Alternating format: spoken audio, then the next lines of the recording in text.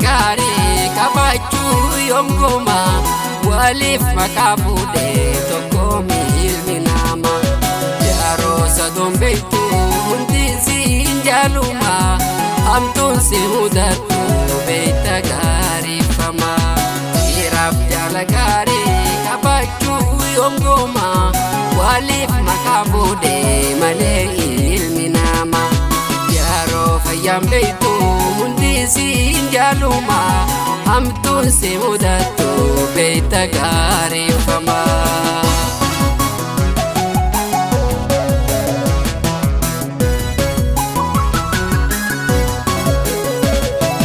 Walitti arreedhaaf jiruu wal jibburra jiruutti waraanii beekuun kooda dura.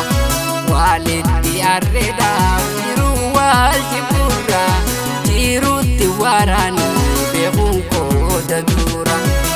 Ayaa hin jabeessin caalchiftee ayaarra hiikadhu jecha koo hin agaabin bira.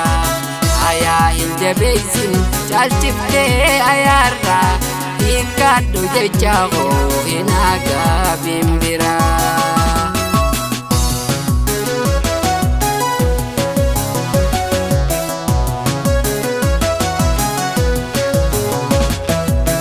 Olbaasetinima waan garaa hojiira ataatuuf lefuudha hanni dhiisa firra.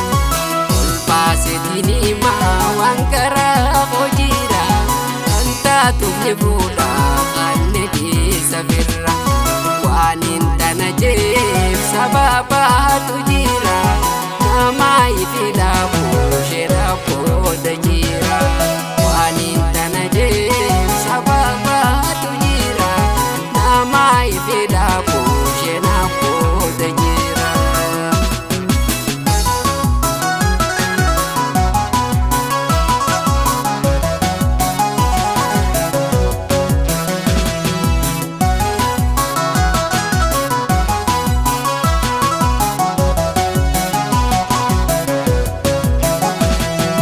Dhiiraaf jaala gaarii qabachuu yoomguma waliif maqaa fuudhee tokko ilmi namaa yeroo sadoon beektu hundi siin jaaluma hamtuun si mudattu beekta gaariifama. Dhiiraaf jaala gaarii qabachuu ni gooma waliif maqaa fuudhee malee ilmi namaa yeroo fayyaan beektu hundi siin jaaluma hamtuun si mudattu beekta gaariifama.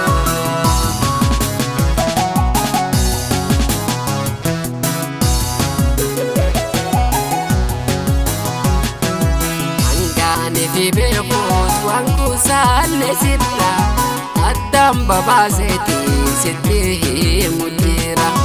Hangaanii fi beekuus waan kuusaanne sirra addaan babaaseetiin sitti himu jira. Ningaa baabse malee jechi haara jira atuutti guuttatta waan irraa ta'erra. Ningaa baabse malee jechi haara jira atuutti guuttatta waan irraa ta'erra.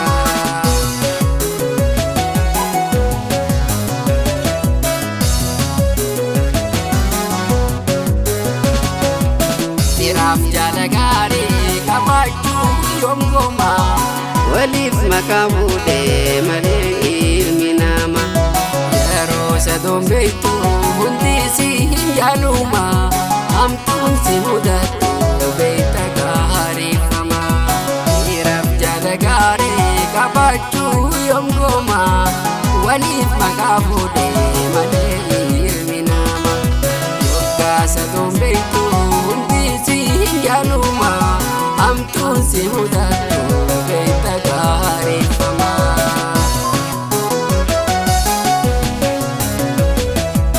Dhiiraaf jaala gaarii qabachuu yoomguma waliif maqaa fuudhee malee ilmi namaa yeroo sadoon beektu hundi siin jaaluma hamtuun si mudattu beekta gaariifama.